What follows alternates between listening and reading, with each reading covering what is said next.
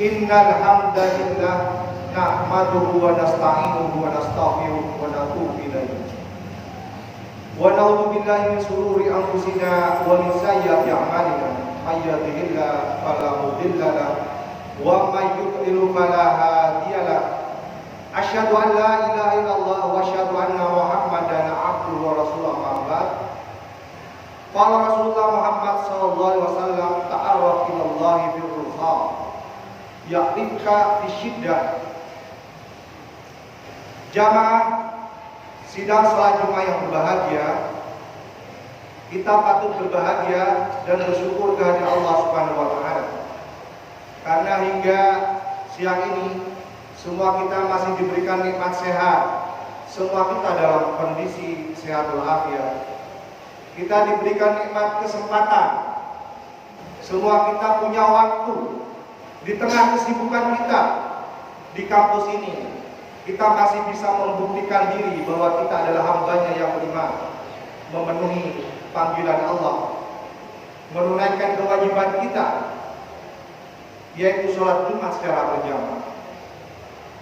Semua kita yang hadir pada siang hari ini tentunya berharap semoga rangkaian ibadah sholat Jumat yang akan kita laksanakan pada siang hari ini, mendengarkan khutbah Jumat secara singkat, menunaikan ibadah sholat Jumat secara berjamaah, bisa membantu kita untuk terus meningkatkan keimanan dan ketakwaan kita kepada Allah Subhanahu wa taala.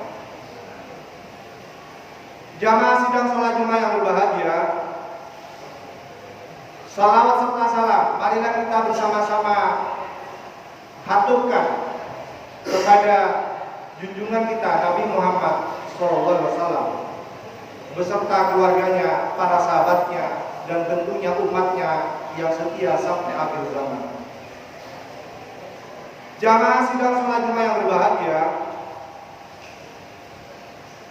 setiap manusia yang hidup tanpa terkecuali pasti akan menghadapi permasalahan. Siapapun itu, apakah mahasiswa, apakah dosen, apakah mereka yang punya jabatan, punya banyak keluasan harta kekayaan, ataukah mereka yang tidak punya jabatan, rakyat biasa, ataupun mereka yang hidup pas-pasan. Bahkan anak-anak sekalipun, hingga mereka yang berkategori sudah sepuh, semuanya pasti dihadapkan dengan masalah. Sidang salat Jumat yang berbahagia sudah menjadi sunnatullah bahwa antara permasalahan dengan kehidupan itu ibarat sisi mata uang yang tak terpisahkan satu sama lain. Di mana di situ ada kehidupan, di situ ada permasalahan. Oleh karena itu, kita yang hidup tidak perlu takut dengan permasalahan. Kalau takut dengan permasalahan, lebih baik kita tidak perlu hidup. Jamaah yang berbahagia, pada zaman ini ada permasalahan yang bikin semua orang gelisah. Bahkan sebagian mereka mungkin ada yang berputus asa. Sebuah permasalahan besar yang pernah diprediksi oleh Rasulullah akan terjadi di zaman umatnya nanti di akhir zaman. Jamaah yang berbahagia, Rasulullah bersabda menceritakan kondisi umatnya di akhir zaman. Yusikul umam antada alaikum kama tada al-aqlatu ila qadratiha. Suatu zaman nanti, kata Rasulullah, umatku yang punya potensi itu, yang punya kekuatan itu akan diperebutkan oleh kelompok-kelompok, diperebutkan dalam rangka untuk dimanfaatkan potensinya dan kekuatannya itu. Ibaratnya kama tada al-aqlatu ila qadratiha, seperti orang yang lapar sedang memanfaatkan makanan yang ada dalam satu piring. Jamaah yang berbahagia,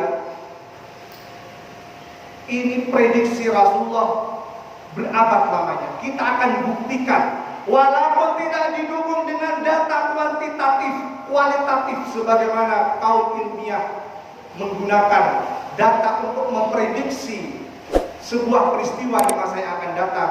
Tapi kita akan buktikan betapa apa yang disabdakan Nabi ini terjadi di zaman ini. Jamaah yang berbahagia. Kemudian para sahabat itu ada yang bertanya. Wa qala qail, salah seorang di antara sahabat itu bertanya, wa min qillatin nahnu yauma idzin. Ya Rasulullah, apakah kami pada waktu itu dalam kondisi yang sedikit? Wa min qillatin, apakah kami sedikit? Nahnu yauma idzin, kami pada waktu itu. Apa jawaban Rasulullah? Qala, Rasulullah menjawab, bal antum yauma idzin katsir. Justru kamu pada waktu itu dalam kondisi yang banyak, bahkan mengklaim diri sebagai umat yang mayoritas. Jamaah yang berbahagia, silahkan Anda cek berapa jumlah umat Islam di seluruh dunia. Bahkan prediksinya akan semakin meningkat. Pada suatu saat akan berjumlah miliaran. Bahkan kita yang di Indonesia sampai sekarang masih membanggakan diri, bangga bahwa kita adalah negara yang memiliki umat Islam terbesar di dunia. Sekali lagi Rasulullah menjawab, bal antum yauma idzin katsir. Kamu pada waktu itu banyak, tapi kamu itu dimanfaatkan. Potensimu, kekuatanmu dimanfaatkan kelompok-kelompok tertentu. Jamaah yang berbahagia. Kemudian Rasulullah menjawab, kenapa ini bisa terjadi? Jumlah yang banyak, potensi yang kuat, ternyata bikin kita tidak bisa apa-apa. Walaupun dia punya cukup idealisme di kampus, punya cukup idealisme ketika belum menjabat, tetapi ketika sudah menjabat, dia tidak bisa ngapa-ngapain walaupun dia jumlahnya mayoritas. Jamaah yang berbahagia, Rasulullah kemudian melanjutkan, wala yanza'anallahu min suduri uduwikum al-mahabata. Pada waktu itu akan dicabut, Allah akan mencabut dari dada-dada musuhmu itu al-mahabata alaikum, rasa takut kepadamu. Jamaah yang berbahagia, ini gambaran di zaman itu Allah akan mencabut rasa takut dari dada musuh-musuhmu. Mereka mau ngapain saja, kita tidak akan bisa ngapa-ngapain. Kita mau demo siang malam, kita tidak bisa ngapa-ngapain. Kita mau pemilu setahun, 2 tahun, 4 tahun sekali, kita tidak bisa ngapa-ngapain. Bahkan akan terus terjadi, kita akan memilih mereka yang selalu memanfaatkan. Jamaah yang berbahagia, kenapa ini bisa terjadi? Kemudian Rasulullah melanjutkan lagi sabdanya, wala yakdifanna fi qulubikum al-wahn. Dan pada waktu itu juga, setelah Allah mencabut rasa takut dari musuh-musuhmu, wala yakdifanna fi qulubikum al-wahn, kemudian Allah akan menanamkan dalam setiap hati-hati kamu itu al-wahn, penyakit atau virus yang namanya wahn. Wa qala, kemudian sahabat bertanya, wa ma huwal wahn, apa penyakit wahn itu ya Rasulullah? Rasulullah menjawab, hubbud dunya wa karahiyatul maut. Wahn itu adalah cinta dunia yang berlebihan, wa karahiyatul maut, dan kemudian takut dengan kematian. Jamaah yang berbahagia, ini kondisi umat Islam di akhir zaman yang diprediksi oleh Rasulullah. Betapapun kita punya kekuatan idealisme, setiap hari kita membangun idealisme dan keilmuan di sini, tetapi ketika kita dihadapkan dengan kecintaan terhadap dunia, kita tidak akan mampu untuk melawan itu. Kuatkan idealisme kita. Nanti kalau suatu saat akan diberikan jabatan, diberikan banyak nikmat berupa kenikmatan dunia, akan terbukti apa yang disampaikan oleh Rasulullah. kita tidak akan bisa ngapa-ngapain. Kenapa? Setelah kita cinta kepada dunia, wa karahiyatul maut, kita ini takut dengan kematian, takut mati kaliannya, takut mati, tidak dapat bagian apa-apa dan lain sebagainya. Jamaah yang berbahagia, ini prediksi Rasulullah dan sepertinya kita sedang menjalani ramalan Rasulullah. Jamaah yang berbahagia, ini digelisahkan banyak orang. Tapi kita umat Islam yang beriman ini tidak perlu berputus asa. Kita bisa mencari petunjuk untuk keluar dari permasalahan ini. Tidak perlu menggunakan cara-cara yang dilarang oleh agama, menebar teror, menyebar hoax, memfitnah.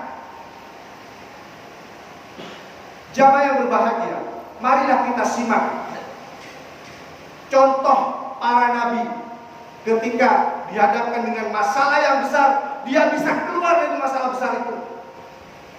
Inna asyaddan nas bala'an al-anbiya. Sesungguhnya manusia yang paling berat cobaannya, masalahnya itu al-anbiya, para nabi.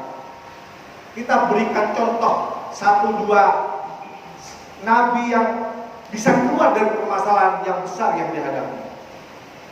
Jamaah yang berbahagia, kita ingat ceritanya Nabi Yunus.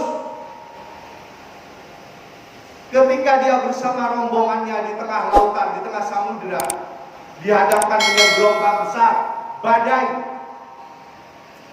Semua barang harus dibuang. Kalau tidak dibuang maka hampir dipastikan akan tenggelam kapal yang ditumpangi. Setelah semua barang-barang berharga dibuang ke laut, tapi ternyata harus tetap ada 1-2 orang yang harus dibuang juga ke laut. Jamaah yang berbahagia, singkat cerita, ketika dihadapkan dengan masalah besar itu, sebagai seorang pemimpin, Nabi Yunus terdepan, akulah yang akan menjalani takdir itu. Kemudian Nabi Yunus yang memilih untuk menyelamatkan umatnya, dia lompat ke lautan, kemudian disambar oleh ikan yang sangat besar. Jamaah yang berbahagia, singkat cerita, ini masalah besar. Seorang pemimpin mempertaruhkan nyawanya demi umatnya, demi rakyatnya. Dia harus tenggelam kemudian ditelan oleh ikan besar. Pada waktu menghadapi persoalan besar inilah apa yang dilakukan oleh Nabi Yunus. Disebutkan dalam sebuah ayat, fanada fid dhulumat. Dalam kondisi kegelapan itu, di mana tidak gelap, ditelan oleh ikan besar, berada di perut ikan, di dalam dasar laut, karena ikan besar biasanya kan di dasar laut. Di tengah malam yang gelap gulita, semuanya pekat, sulit mencari jalan keluar. Seperti kita ini sekarang sulit mau cari jalan keluar kemana kita? Mau mengadu kepada siapa? Wakil-wakil kita yang ada di sana tidak mau mendengar. Mau demo siang malam tidak direspon. Jamaah yang berbahagia, gelap seperti Nabi Yunus mengalami masalah pada waktu. Apa yang disampaikan oleh Nabi Yunus? Dia berdoa di tengah kegelapan itu. Kemudian dia mengatakan, Allah ilaha illa anta. Ya Allah, hanya tiada Tuhan kecuali Engkau ya Allah. Subhanaka wa inni kuntu minadh dhalimin. Ini yang dilakukan oleh Nabi Yunus. Hafalkan doa ini ketika menghadapi persoalan besar. Kuncinya 2.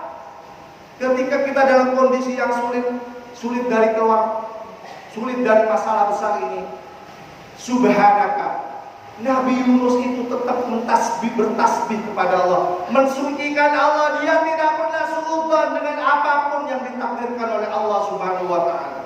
Dia tidak pernah berburuk sangka dengan apapun yang sudah ditentukan oleh Allah Subhanahu wa taala. Subhanaka, Nabi Yunus tetap mensucikan Allah Subhanahu wa taala. Kemudian yang kedua, apa yang dikatakan oleh Nabi Yunus? Wa inni kuntu minadh dhalimin.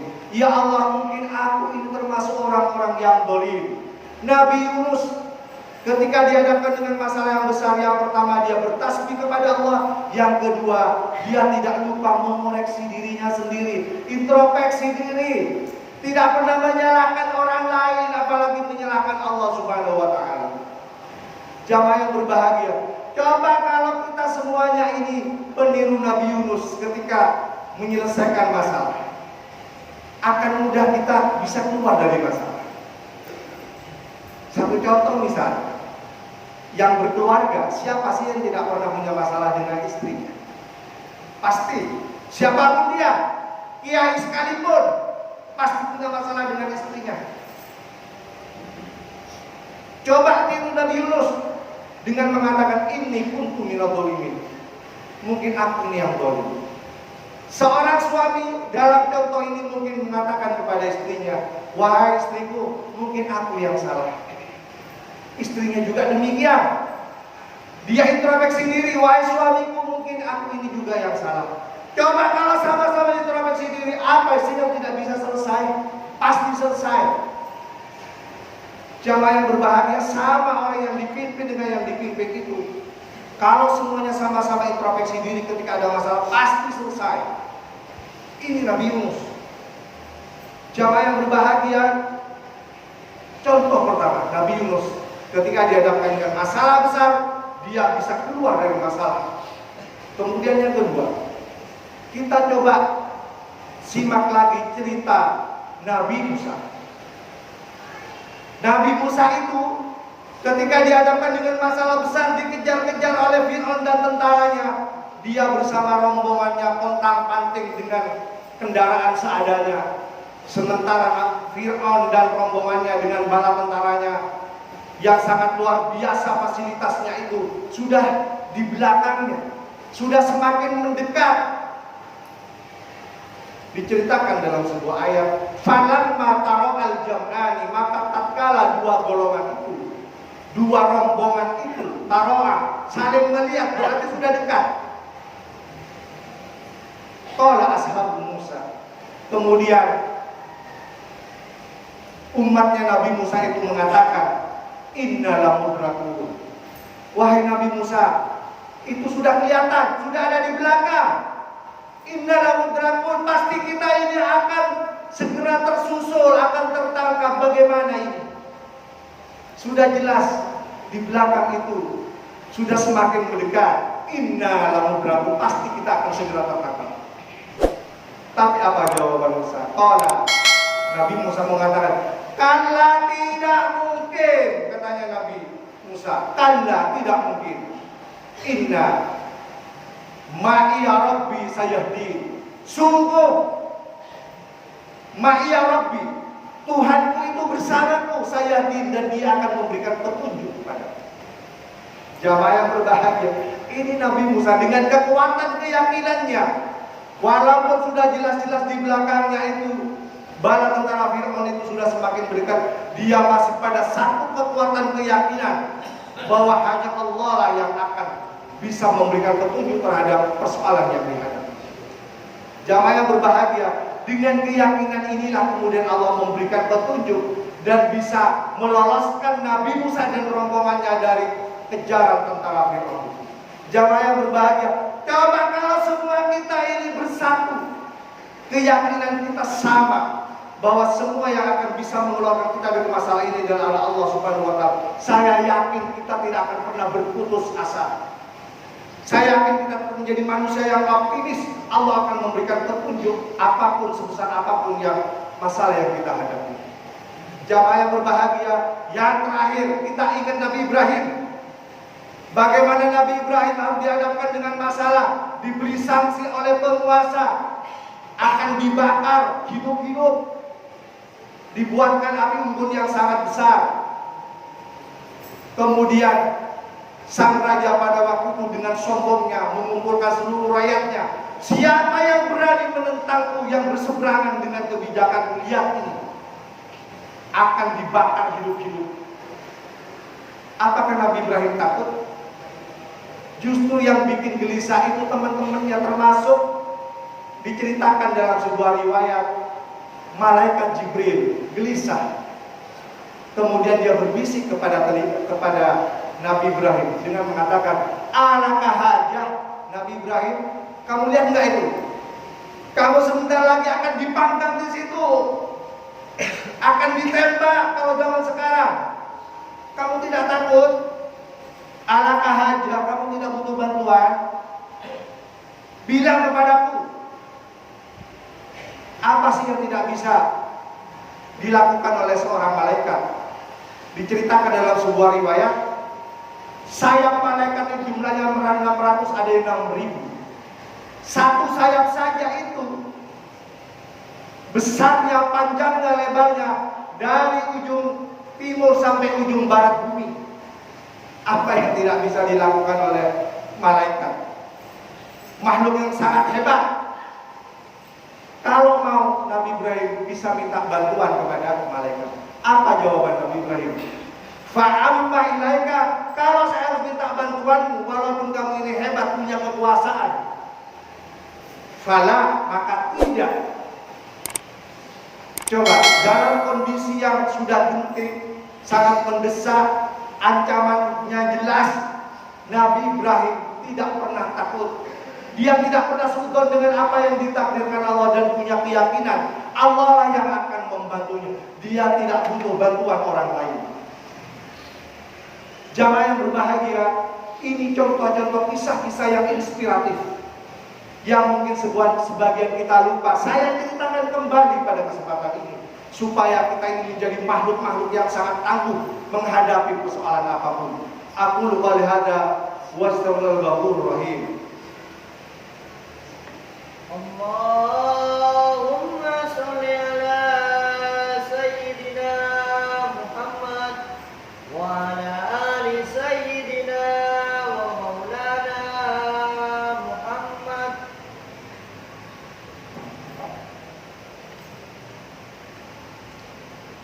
Hamdan thayyiban mubarakan fi, asyhadu an la ilaha illallah wa asyhadu anna Muhammadan abduhu wa rasuluhu, amma ba'd. Jamaah sidang salat Jumat yang berbahagia, di penghujung khutbah yang kedua ini, marilah kita bersama-sama sejenak menundukkan pandangan, menundukkan hati kita semua, berdoa kepada Allah Subhanahu wa taala. Semoga kita ampuni segala dosa-dosanya. Semua kita dikuatkan, diberikan kekuatan untuk menghadapi berbagai persoalan yang kita hadapi di masa-masa yang akan datang. Innallaha wa malaikatahu yusholluna 'alan nabi. Ya ayyuhalladzina amanu shallu alaihi wasallimu taslima. Allahumma ighfir lil muslimina wal muslimat wal mu'minina wal mu'minat al ahya'i wal amwat innaka sami'un qaribun mujibud da'wat ya qadiyal hajat wa ya kafiyal muhimmat. Rabbana la tuzigh qulubana ba'da idh hadaitana wa hab lana min ladunka rahmah innaka antal wahhab. Rabbana hab lana min azwajina wa dhurriyyatina qurrata a'yun waj'alna lil muttaqina imama Rabbana atina fid dunya hasanah wa fil akhirati hasanah wa qina adzabannar fa ya ibadallah innallaha ya'muru bil adli wal ihsan wa ita'i dzil qurba wa yanha 'anil fahsya'i wal munkari wal baghi ya'idukum la'allakum tadhakkarun wa la dzikru akbar. Aqimus shalah.